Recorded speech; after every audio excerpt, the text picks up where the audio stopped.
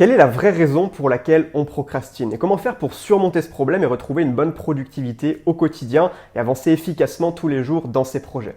C'est ce qu'on va voir en détail dans cette vidéo, mais juste avant, si tu ne me connais pas encore, moi je m'appelle Emilio et sur cette chaîne YouTube, ma mission c'est d'aider les personnes ambitieuses à se créer une vie sur mesure, à améliorer leur vie dans tous ses aspects. Donc si jamais tu es intéressé, tu peux tout simplement cliquer sur le petit bouton s'abonner pour recevoir toutes les nouvelles vidéos que je publie chaque semaine et être sûr de ne rien rater. Sache également que tu es encore libre de recevoir gratuitement ma formation 12 stratégies pour te construire une vie extraordinaire. Donc c'est une formation qui va t'aider à atteindre tes objectifs le plus rapidement possible avec les meilleures méthodes. Donc si ça t'intéresse, tu as le lien dans la description de la vidéo, c'est juste en dessous. Le gros problème aujourd'hui avec la productivité, c'est qu'on est souvent confronté à ces idées comme quoi si on est ambitieux, si on veut réussir sa vie, si on veut réaliser ses rêves, on est forcément obligé de se faire violence, on est forcément obligé de se lever à 5 heures du matin, de travailler 10 heures par jour, même le week-end, d'avoir une autodiscipline en béton armé, d'avoir un mental d'acier, et que si on procrastine, s'il y a des jours où on n'est pas bien, on n'est pas forcément dans les meilleures émotions et on repousse à plus tard, et ben ça veut dire qu'on est un loser. Ces idées sont souvent propagées soit par des entrepreneurs américains, c'est très américain cette manière de voir les choses, ou alors par des gourous de la motivation sur Instagram, sur les réseaux sociaux. Mais le gros problème selon moi avec cette vision des choses, c'est que ça prend pas en compte la psychologie humaine. C'est-à-dire qu'on n'est pas des robots, on est des humains, pas des robots, pas des machines qui sont programmées pour abattre un maximum de travail en un minimum de temps. Tu l'as forcément déjà expérimenté, on l'a tous déjà expérimenté, des moments où on est super motivé, on se dit je vais reprendre ma vie en main, voilà, plus d'excuses maintenant, je vais charbonner, je vais être un hustler, je vais me lever à 5 heures du matin, je vais faire des super routines matinales de 2 heures, puis je vais faire du sport, puis je vais travailler pendant 3 heures d'affilée sur mes objectifs. Et tu t'es forcément rendu compte au bout d'un moment que tu lâches, tu tiens plus. Il y a un moment où forcément tu pètes un câble. Parce qu'il faut se rappeler que notre cerveau humain fonctionne comme un cavalier qui chevauche un éléphant. On a le cavalier qui est notre mental, qui sait où on doit aller, qui sait ce qui est bon pour nous, qui a conscience de nos objectifs et des actions à poser pour atteindre ces objectifs. Mais le cavalier ne peut pas avancer seul. Il doit contrôler sa monture qui est un immense éléphant. Et l'éléphant en soi n'a aucune obligation d'écouter le cavalier. L'éléphant, lui, il est plus attiré par le petit plaisir facile, par la gratification instantanée. Il préfère s'arrêter sur le chemin pour manger, pour se reposer. Et finalement, il n'a aucune raison d'écouter le cavalier. Et sur le chemin pour atteindre tes objectifs, il y aura forcément des périodes dans lesquelles l'éléphant ne t'écoutera plus, l'éléphant n'aura pas envie d'avancer.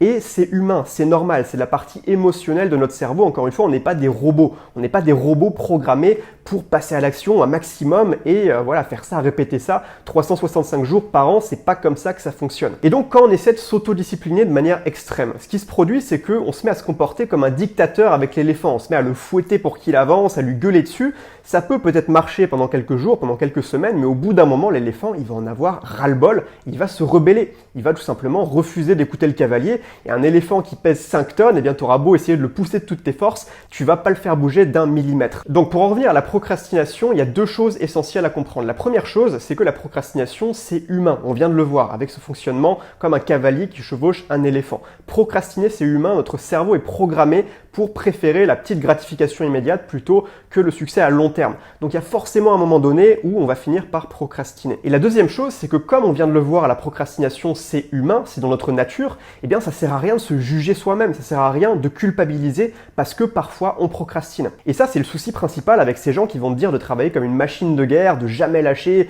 de tout le temps être à 100%, même à 200%, c'est que quand tu les écoutes, quand tu acceptes ce qu'ils te disent, eh bien quand tu vas te mettre à procrastiner, tu vas te juger, tu vas culpabiliser et tu vas te sentir encore pire. Et donc comme ça va ruiner ton état émotionnel, tu seras encore plus enclin derrière à reprocrastiner et à repousser encore plus tard ton passage à l'action. Donc finalement, c'est un cercle vicieux et la première étape pour se libérer de la procrastination, c'est d'arrêter de culpabiliser, de comprendre que c'est humain et c'est ok de procrastiner parfois. Maintenant, évidemment, il y a des limites. Faut pas non plus s'en servir comme excuse et se dire la procrastination, c'est humain, donc c'est pas grave si je passe mes journées à jouer aux jeux vidéo ou à mater des vidéos random sur YouTube. Là, évidemment, ça va être problématique parce que tu vas jamais passer à l'action et tu vas jamais avancer, tu vas rester enfoncé dans une vie par défaut qui te plaît pas sans jamais atteindre tes objectifs. Il faut bien saisir la différence entre la procrastination aiguë et la procrastination chronique. La procrastination aiguë, c'est quand tu vas procrastiner par exemple une journée, mais le lendemain, tu vas revenir à la charge. Le lendemain, tu vas continuer à passer à l'action, tu vas entretenir le mouvement dans lequel tu es lancé. Alors que la procrastination chronique, c'est quand tu fous rien de tes journées, c'est quand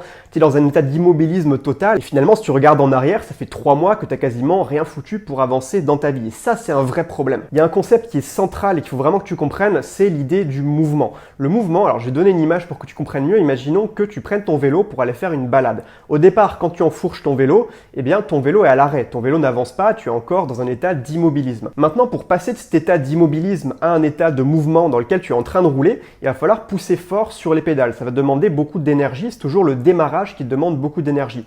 Donc tu vas pousser sur tes pédales, progressivement tu vas augmenter ta vitesse jusqu'à atteindre un rythme de croisière, une vitesse de croisière.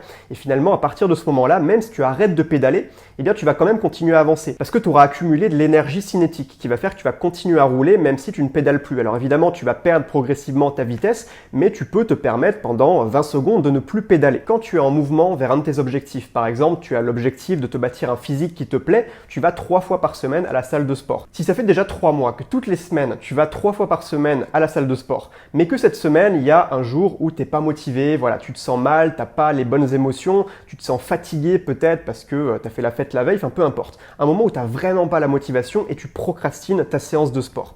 Finalement, c'est pas si grave parce que ça fait déjà 3 mois que tu as créé ce mouvement, que tu as déjà de l'énergie cinétique qui est accumulée exactement comme avec le vélo. Donc finalement, ta seule responsabilité à partir du moment-là, si tu procrastines de manière aiguë, eh bien, c'est de revenir à la charge la prochaine fois. Donc de remettre un coup de pédale pour entretenir le mouvement. Par contre, si tu te remets à procrastiner, puis reprocrastiner, donc si tu tombes dans la procrastination chronique, eh bien là, c'est comme si tu arrêtais de pédaler, il y a toujours un moment où ton vélo va s'arrêter. C'est la raison pour laquelle je t'invite vraiment à appliquer la règle des 2 jours dans ta vie. La règle des 2 jours, elle dit que s'il y a un jour où tu vas rater ton habitude, tu vas la procrastiner, eh bien le lendemain, il faut revenir à la charge. Le lendemain, tu n'as pas le droit de la reprocrastiner. Quand tu appliques ça, tu es sûr d'entretenir le mouvement. Donc c'est une très bonne règle à appliquer dans ta vie. Ça, c'était pour la procrastination aiguë. Maintenant, voyons pour la procrastination chronique. Peut-être que c'est ton cas aujourd'hui, que tu es passif dans tes journées, que tu as des objectifs, mais que concrètement, sur ces 3 derniers mois, eh bien, tu n'as pas fait grand-chose pour les atteindre, tu n'es pas passé à l'action et aujourd'hui, tu te sens bloqué dans un état d'immobilisme. Évidemment, exactement comme avec le vélo, c'est toujours au démarrage que ça va demander le plus d'énergie. Quand il faut pousser sur les pédales pour créer cette énergie cinétique, pour transférer l'énergie de tes muscles vers le système du vélo. Là, mon conseil pour toi, ça va être de commencer petit, de ne pas vouloir trop en faire dès le départ. Parce que si tu passes d'un état d'immobilisme total où tu es passif dans tes journées à un état où tu te forces à faire énormément, à travailler 10 heures par jour, à avoir des routines matinales ultra complexes, évidemment, ça va se casser la gueule au bout de quelques jours, quelques semaines si tu as de la chance, mais ça va jamais tenir, ça va jamais fonctionner. Au lieu de ça, si tu veux vraiment créer de la régularité sur le long terme et te mettre en mouvement dans ta vie, eh bien commence par mettre en place une seule habitude sur laquelle tu vas focaliser toute ton énergie, toute ton attention. Par exemple, faire du sport, par exemple la méditation, par exemple la lecture, mais une seule chose. Et seulement une fois que ce sera devenu facile et que tu seras en mouvement dans cette habitude-là, eh bien tu pourras instaurer une nouvelle habitude, tu pourras commencer à mettre en place des choses complémentaires pour complexifier un petit peu ta routine, la rendre un petit peu plus solide, mais il faut d'abord être en mouvement. Tu ne peux pas passer de 0 à une routine extrêmement complexe, ça n'existe pas. Donc si cette vidéo t'a plu et que tu n'es pas encore abonné à la chaîne, n'hésite pas à le faire en cliquant sur le petit bouton rouge juste en dessous pour recevoir toutes les prochaines vidéos, être sûr de ne rien rater, je publie chaque semaine. Et puis encore une fois, sache que tu es libre de recevoir gratuitement ma formation pour aller beaucoup plus loin, ma formation 12 stratégies pour te construire une vie extraordinaire dans laquelle tu vas apprendre énormément de choses que tu vas pouvoir directement appliquer dans ta vie pour atteindre tes objectifs de manière beaucoup plus efficace. Donc ça se trouve dans la description de la vidéo, c'est le premier lien, tu as juste à cliquer dessus, tu me laisses ton email et moi je t'envoie 4 vidéos exclusives de formation dans lesquelles on va voir en détail ces 12 stratégies. Donc sur ce, moi je te souhaite de passer une excellente journée et puis je te dis à la prochaine dans une nouvelle vidéo, à très vite dans la formation offerte. Si jamais tu ne l'as pas encore démarré, ciao ciao.